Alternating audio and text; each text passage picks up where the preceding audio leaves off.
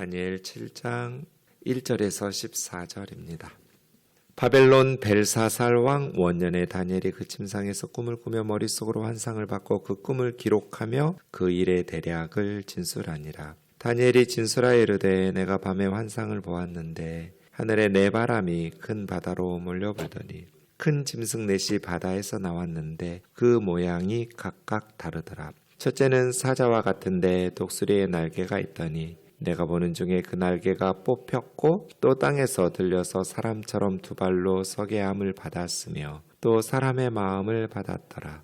또 보니 다른 짐승 곧 둘째는 곰과 같은데 그것이 몸 한쪽을 들었고 그 입에 이사이에 새 갈빗대가 물렸는데 그것에게 말하는 자들이 있어 이르기를 일어나서 많은 고기를 먹으라 하였더라. 그 후에 내가 또 본즉 다른 짐승 곧 표범과 같은 것이 있는데 그 등에는 새 날개 넷이 있고 그 짐승에게 또 머리 넷이 있으며 권세를 받았더라. 내가 밤 환상 가운데 그 다음에 본 넷째 짐승은 무섭고 놀라우며 또 매우 강하며 또 쇠로 된 큰 이가 있어서 먹고 부서뜨리고 그 나머지를 발로 밟았으며 이 짐승은 전에 모든 짐승과 다르고 또 10뿔이 있더라. 내가 그 뿔을 유심히 보는 중에 다른 작은 뿔이 그 사이에서 나더니 첫 번째 뿔 중 셋이 그 앞에서 뿌리까지 뽑혔으며 이 작은 뿔에는 사람의 눈 같은 눈들이 있고 또 입이 있어 큰 말을 하였더라. 내가 보니 왕자가 놓이고 옛적부터 항상 계시니가 좌정하셨는데 그 옷은 희기가 눈 같고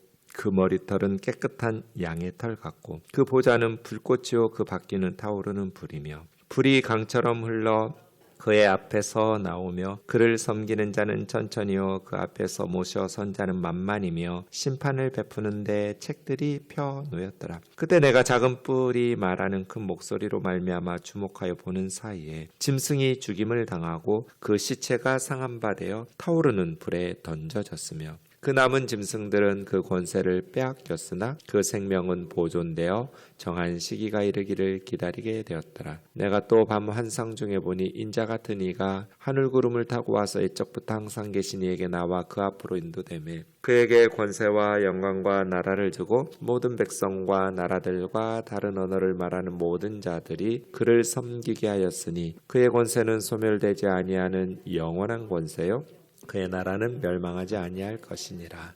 아멘.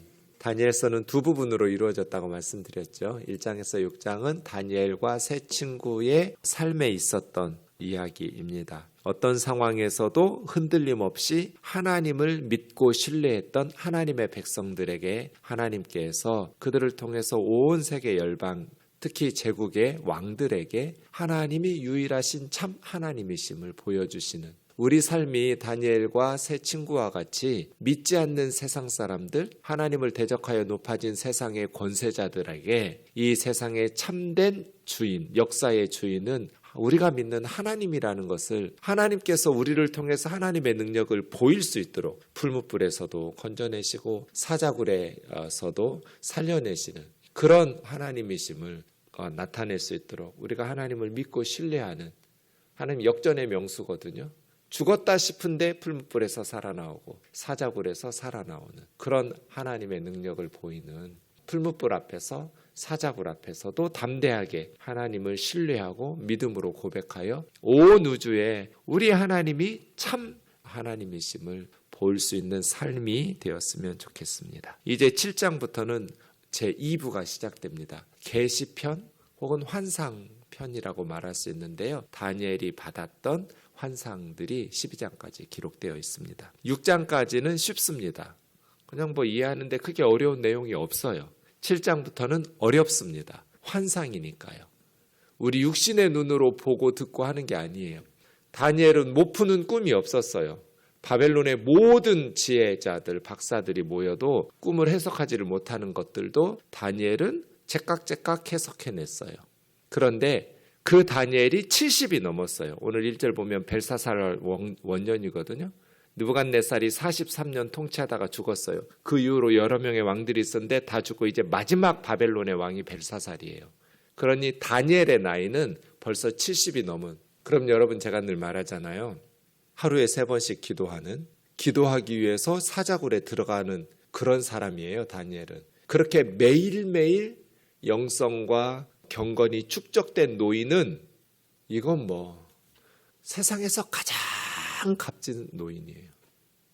미군들 전체 합한 것보다 더 강한 사람이에요. 더 중요하고 더 위대하고 더 나라에 필요한 더 강력한 하나님의 사람이 돼요.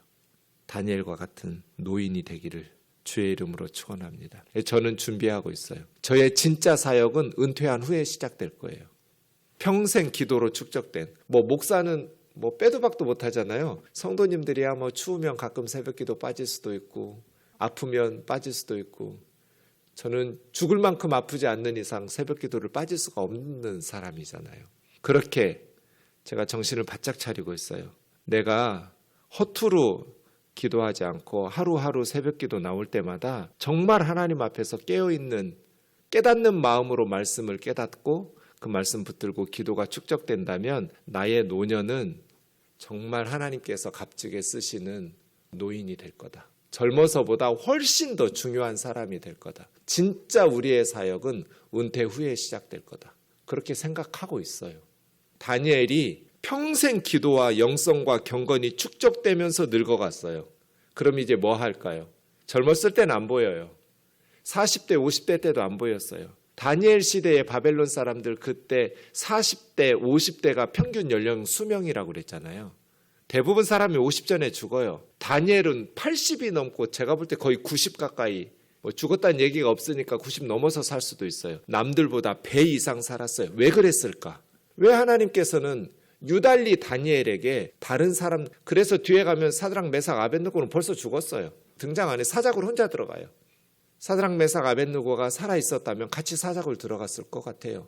같이 기도했을 것 같아요. 고관으로.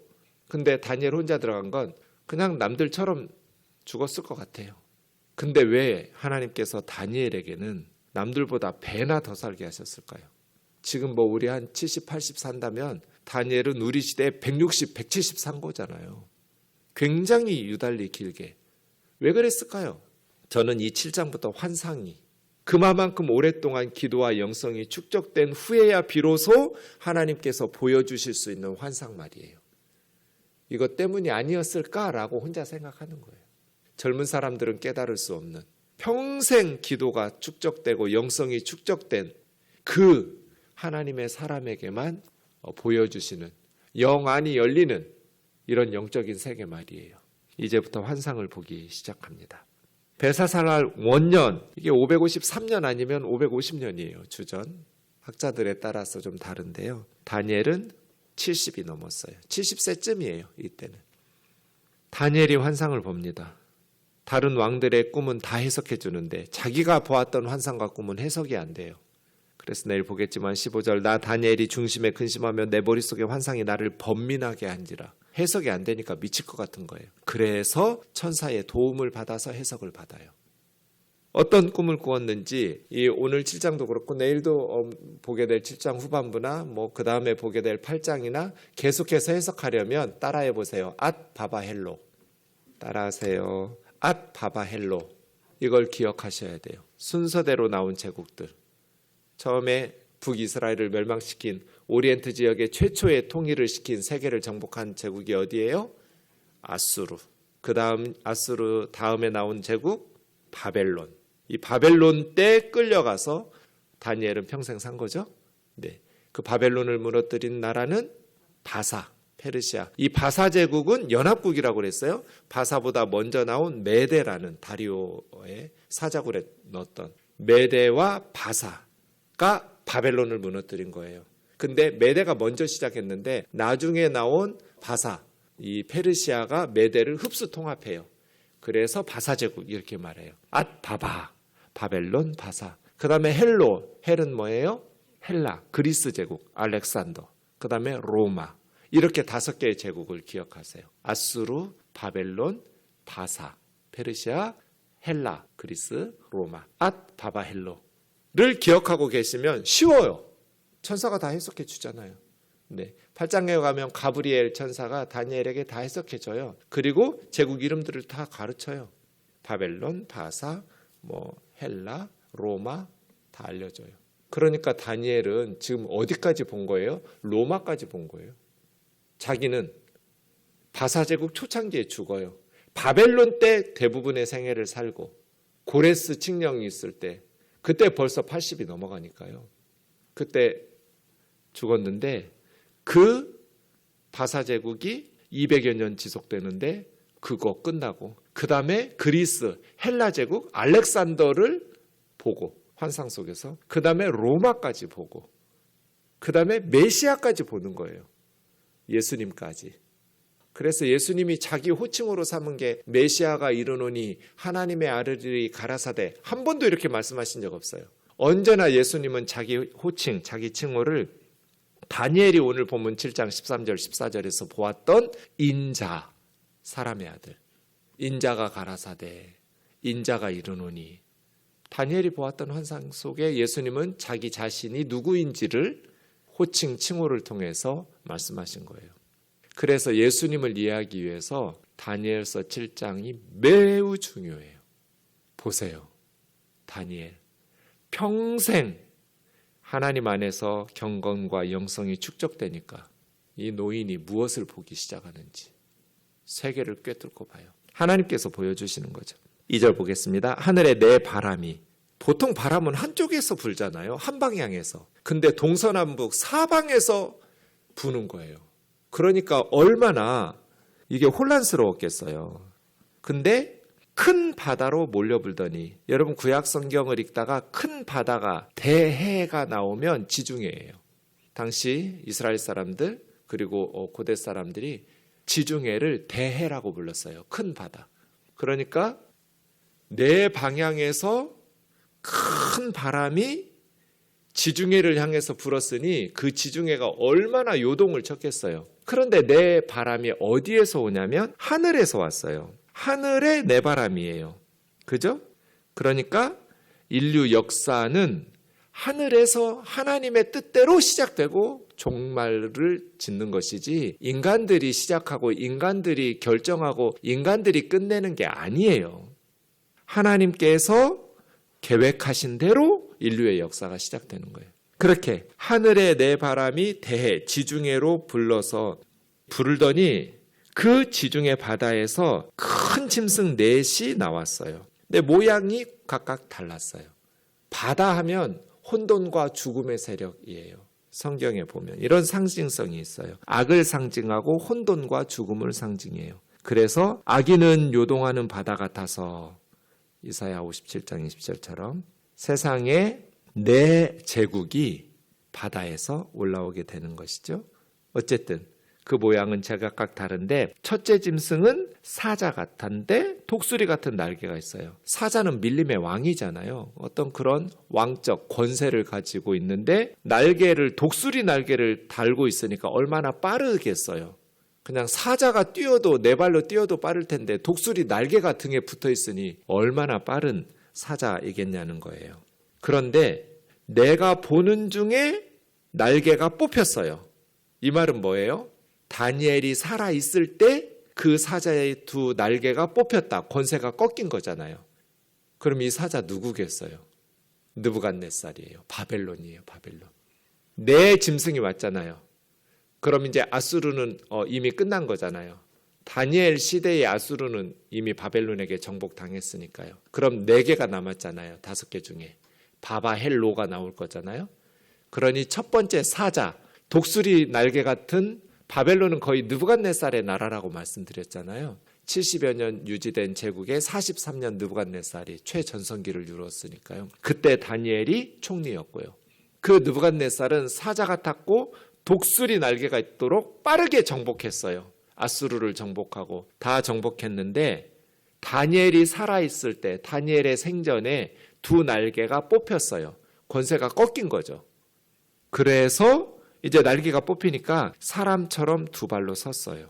또 사람의 마음을 받았더라. 느부갓네살은 짐승인데 사자처럼 보였는데 사람의 마음을 받았어요. 나중에는 어떤 야생의 특성을 잃고 느부갓네살이 완전히 미쳤다가 다시 제정신 돌아오기도 하는 하나님의 징계에 교만했다가 깨닫고 교훈하는 내용도 우리가 앞에서 보았잖아요. 그렇게 느부갓네살의 인간적인 특성을 사람의 마음을 주시는, 그러니까 많은 제국의 통치자들 중에 느부갓네살은 노년이 겸손해진 거예요. 사람의 마음을 받은, 짐승의 마음을 버린. 첫 번째 느부갓네살의 바벨론이었어요. 둘째 짐승은 곰 같았어요. 곰 하면 엄청난 힘, 그런 거대한 힘으로 제국들을 지배하는데, 바하니까 이제 페르시아 바사 제국이죠. 바벨론의 느부갓네살을 무너뜨린 바사 제국, 페르시아 제국인데, 바사 제국은 메대와 바사의 연합국이라고 그랬잖아요. 곰이니까 네 발로 서야 하잖아요. 근데 한쪽 몸이 들었어요. 그럼 앞에 두 발은 든 거잖아요. 뒷 두 발로 쓴 거잖아요. 저 보지 말고 성경 보시면서 상상해 보세요. 두 번째 짐승이 나왔는데 곰이에요. 엄청난 힘이에요. 그런데 바사제국이거든요. 몸 한쪽이 들렸어요.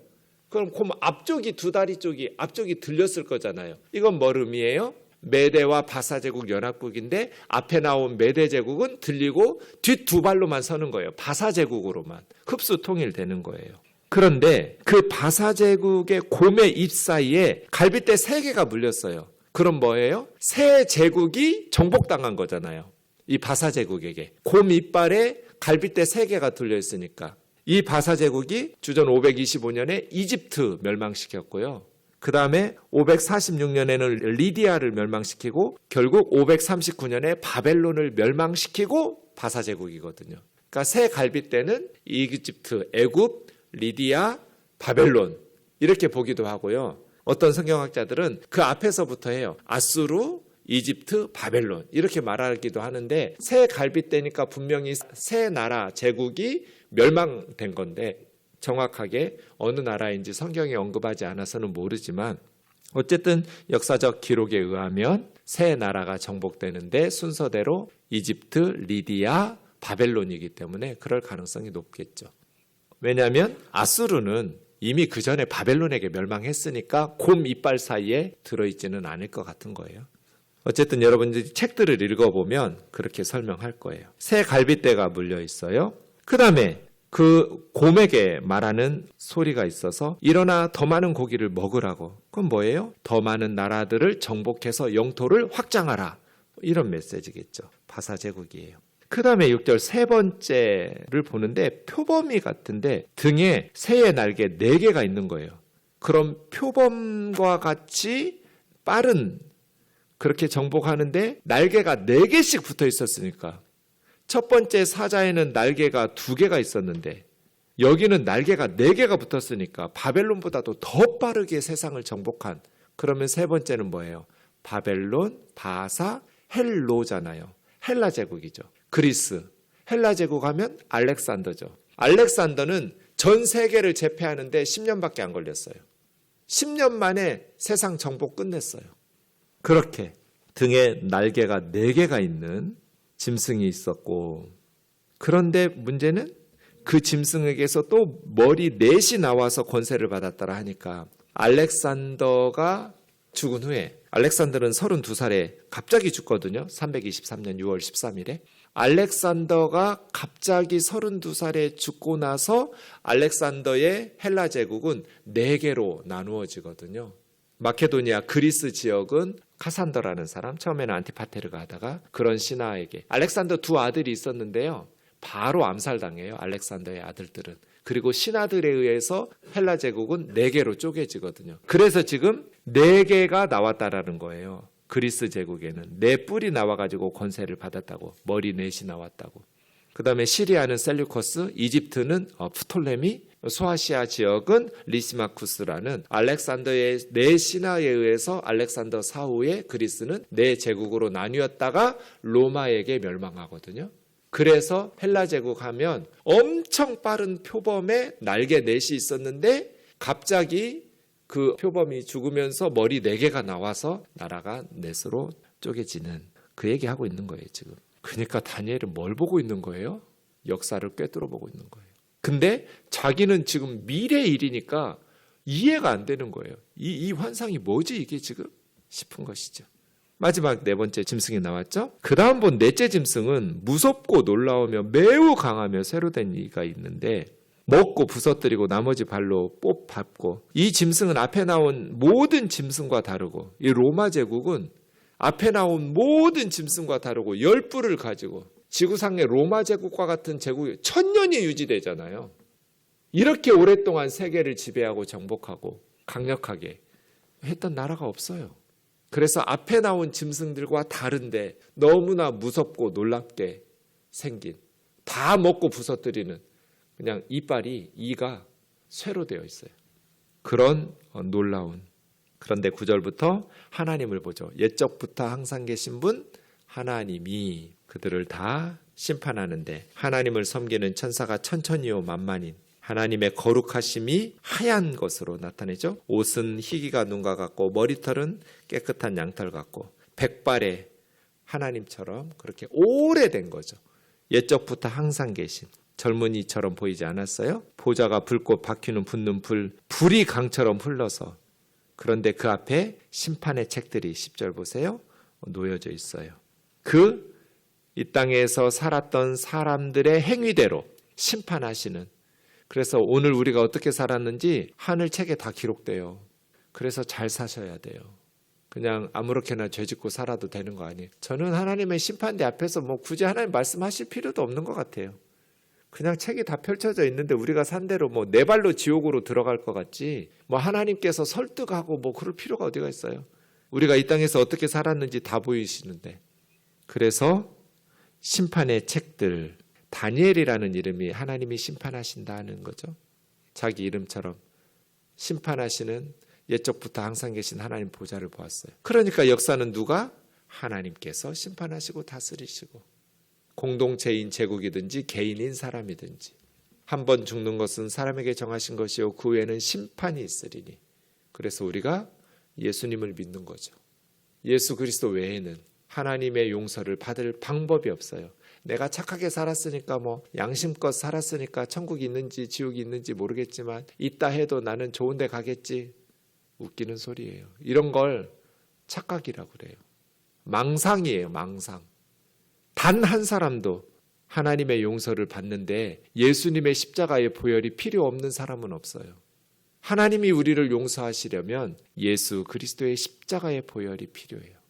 하나님이 아무리 사랑이 많고 우리를 사랑하셔도 우리 죄가 용서받기 위해서 하나님에게도 예수님의 십자가의 보혈이 필요했어요. 하나님의 심판대 앞에 다 가게 될 거예요. 그런데 큰 말하는 이 넷째 짐승의 10뿔은 이제 10은 완전수니까요. 그렇게 세상 제국을 통치하는데 그 중에 작은 뿔이 나와서 큰 말을 해요. 하나님을 대적하는, 지가 하나님인 것처럼 황제 숭배죠. 그렇게 교만한 말들을 쏟아내는데 그 네 뿔에 대해서도 하나님께서 심판하시는. 그리고 13절 14절은 주일의 설교 본문이니 인자에 대한 환상은 주일날 자세히 살펴보도록 하겠습니다. 기도하겠습니다. 하나님 아버지, 평생의 기도로 축적된 영성의 노인은 다니엘처럼 이 세상에 무엇으로도 바꿀 수 없는 보석과도 같은 하나님의 사람이 됩니다. 허투루 늙어가지 말게 하시고 매일매일 경건과 영성에 힘쓰며 하나님의 말씀과 기도에 힘써 우리의 노년에 우리의 육신의 몸으로 할 일은 많지 않겠지만 기도하면서 하나님 앞에서 모세와 아론과 훌처럼 젊은이들을 위해서, 기도가 부족하고 영적인 능력이 부족해서 우리 아이들이 무기력해지지 않도록 힘있게 기도하는 주의 종들 되게 하여 주옵소서. 하나님께서 보여주시는 성령의 충만함으로 세상의 육신의 눈으로 보지 못하는 것들을 보게 하시고 말씀을 깨닫게 하시고 성경의 말씀을 붙들고 하나님과 교제하면서 기도하며 영적으로 깨어있는 그러한 노년의 영성을 지니게 도와 주옵소서. 역사의 주인은 하나님이심을 보여주게 하시고 하나님께서 다니엘에게 보여주셨던 것처럼 우리 주 예수 그리스도를 만나는 귀한 은혜를 허락하여 주옵소서. 예수님의 거룩하신 이름으로 기도하옵나이다. 아멘.